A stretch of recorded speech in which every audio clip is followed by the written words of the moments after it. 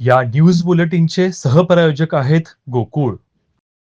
महानगरपालिका निवडणूक अंतिम टप्प्यात आली असून कोल्हापूरकर शहराच्या भवितव्याबाबत निर्णय घेण्याच्या उंबरठ्यावर उभे आहेत.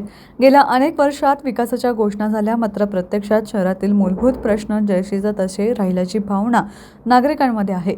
पिण्याच्या पाण्याचा प्रश्न, रस्त्यांची अवस्था, हद्दवाढ, अतिक्रमणे, हप्तेखोरी आणि टपरी संस्कृती यामुळे शहराचा नियोजनबद्ध विकास खुंटला आहे.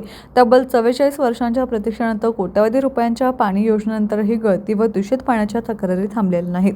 यामुळे नागरिकांचा विश्वास डळमळीत झाला आहे.